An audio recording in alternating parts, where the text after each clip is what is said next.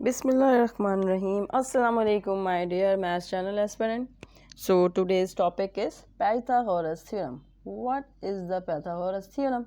तो Pythagoras theorem जो है वो बहुत इंपॉर्टेंट है इन मैथमेटिक्स का। ये थ्योरम है, ये बहुत सी जगहों पे यूज़ होता है, तो इसलिए मैंने आज स्पेशल लेक्चर सिर्फ इसी पर रखा है।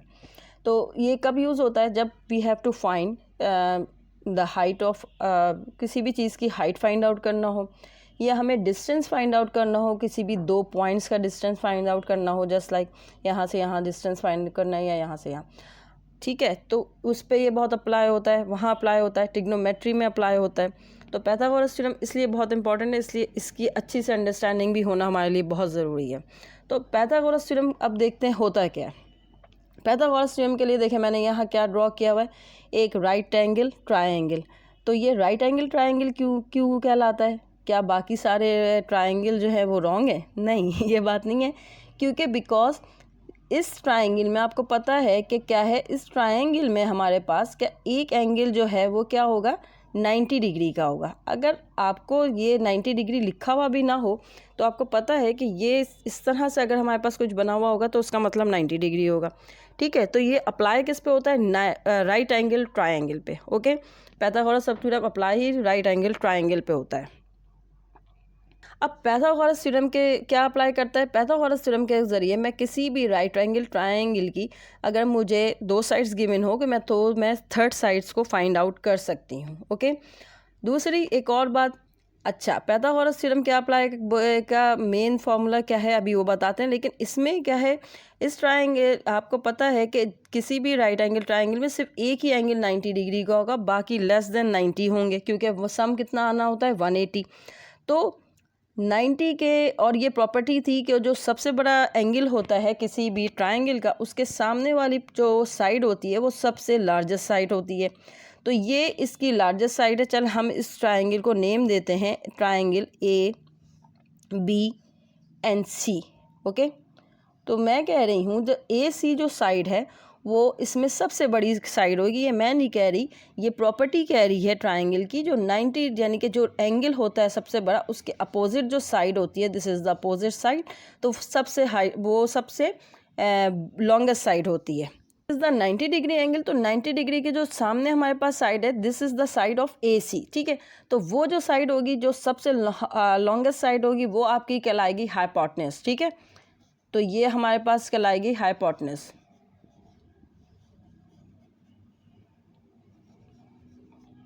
ठीक है, this is called the hypotenuse.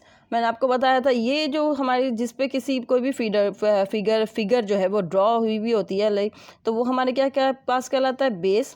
And this is the perpendicular, क्योंकि ये 90 डिग्री पे है तो ये दिस इज़ द परपेंडिकुलर।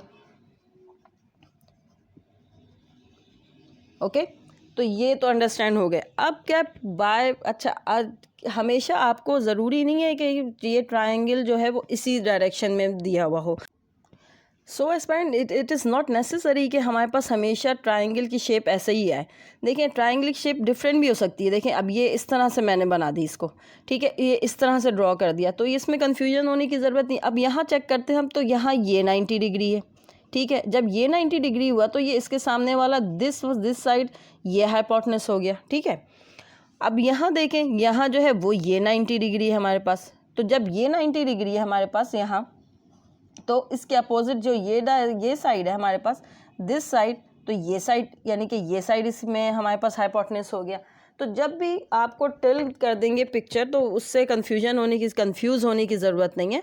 आपने क्या करना है, जस्ट 90 डिग्री चेक करना है, तो उसके अपोजिट साइड हमारे पास क्या होगी, हाइपोटेनस होगी। अब what is the Pythagoras theorem? Pythagoras theorem कहता है this is the longest side which is AC। अच्छा, इसमें हमारे पास दो स्मॉलेस्ट साइड हैं which is AB and BC।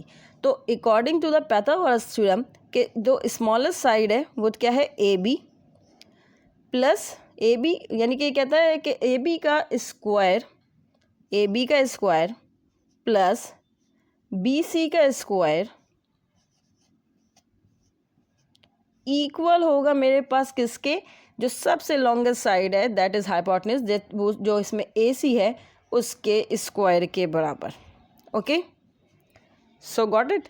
This is called the Pythagoras theorem. Main जो है कि बेस का स्क्वायर, या मैं इसकी जगह बेस लिख दूँ, ओनली बी लिख दूँ, B for base, plus this is perpendicular, इसको मैं पी से शो कर दूँ और हाइपोटेनस को मैं एच से शो कर दूँ, तो base square plus perpendicular square is equals to hypotenuse का hypotenuse square. Okay, this is called the Pythagoras theorem. अब हम जब भी हमारे पास कोई भी दो साइड गिवन होगी तो हम थर्ड साइड जो है वो फाइंड आउट कर सकते हैं। ठीक है, यहाँ से ये है, जब भी हमारे पास देखिए हमारे पास एच स्क्वायर जब फाइंड आउट करना होगा तो हम दोनों छोटी स्क्वायर जो दोनों शॉर्ट साइड्स हैं उनका स्क्वायर करेंगे, हमारे पास हाइपोटेनस आएगा।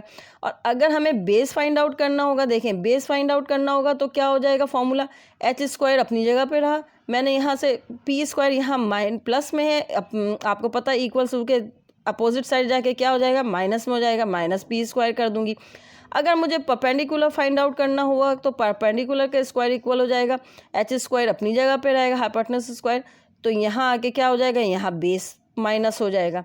तो this is the basic three formulas which derive the two formulas which derive from this equation, and this is your Pythagoras theorem. The main equation, hypotenuse square is equals to base square plus perpendicular square.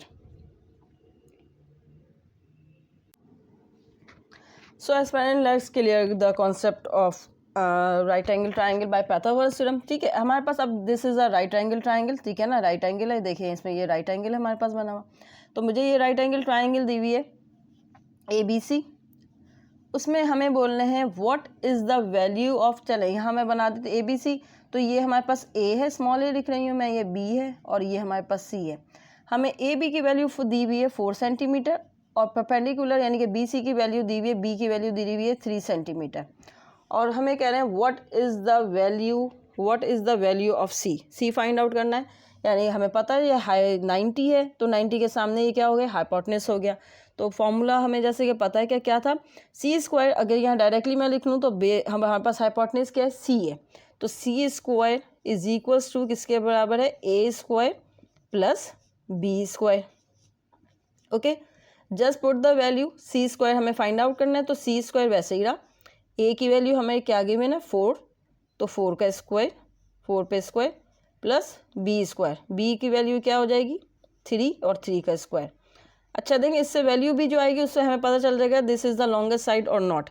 तो C square is equals to 4 square कितना होता है 16, 4 4 ज़ा 16, square means multiply by 2 times, plus 3 square 3 3 ज़ा 9।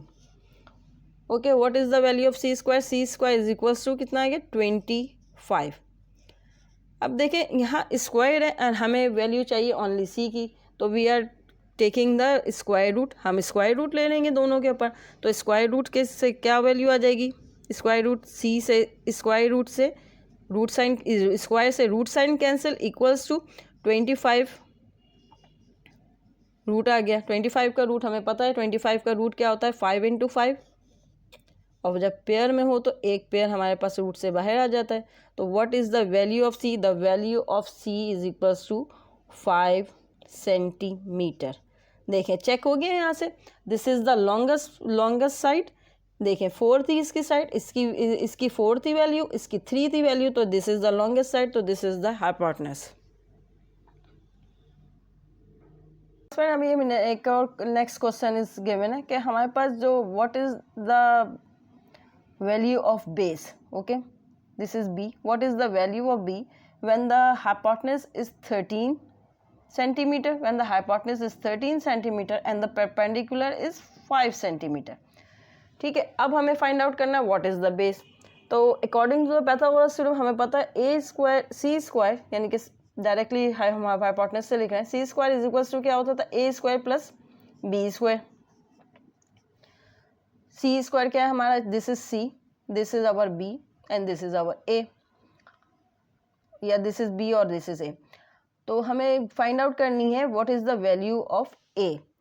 अब देखें सी square हमें given है क्या दिया हुआ है 13, तो 13 का हमने 13 की वैल्यू पुट कर दी, 13 का square is equals to B की वैल्यू हमारे पास ए फाइंड आउट करना है, देखिए ए स्क्वायर मैंने यहीं रहने दिया, प्लस बी की वैल्यू हमारे पास दी हुई है 5, that is 5 square. 13 square equals to 169. 13 का स्क्वायर होता है 169. अब प्लस भी है, यहाँ आके इस तरफ इक्वल टू के दूसरे साइड आके क्या हो जाएगा, माइनस होगा. तो 5 का स्क्वायर क्या हो जाएगा, -25 which is equals to a square. 169 minus 25, 169 में से 25 माइनस कर दें, that our answer is 144. 144 equals to a square. 144 किसका स्क्वायर होता है. अब क्या है, a की वैल्यू फाइंड आउट करनी है, दिस इज a स्क्वायर. तो हम क्या करेंगे, taking root on both side, root ले लेंगे बोथ साइड पे. तो a की वैल्यू क्या आ जाएगी हमारे पास, 12 का, दिस इज स्क्वायर ऑफ 12 का स्क्वायर होता है 144. 12 इंटू 12, 12 को मल्टीप्लाई करके देख लेते हैं 2 टाइम्स. 2 2 ज़ा 4, 2 1 ज़ा 2, मल्टीप्लाई बाई 1 2 ज़ा 2, 1 1 ज़ा 1, 4 4 and 1. 144 is the square of 12. तो the value of a is equals to 12. Okay, अब देखें यहाँ a की वैल्यू क्या आ गई हमारे पास, यहाँ आप चेक कर लें 12. तो hypotenuse is the longer side because its value is 13 centimeter. a is equals to 12 centimeter and b is equals to 5 centimeter. This is the concept of Pythagoras theorem. So dear friend, this is the practice question for you. Very simple question. In this question, the hypotenuse is 10 centimeter because it's opposite to 90 degree. The baseline is 7 centimeter. You know, you have to find what is the perpendicular, that is AB. Solve this question and please comment your answer. I hope you like this video. If you learned something, please like my video and subscribe my channel. Allah Hafiz, my dears.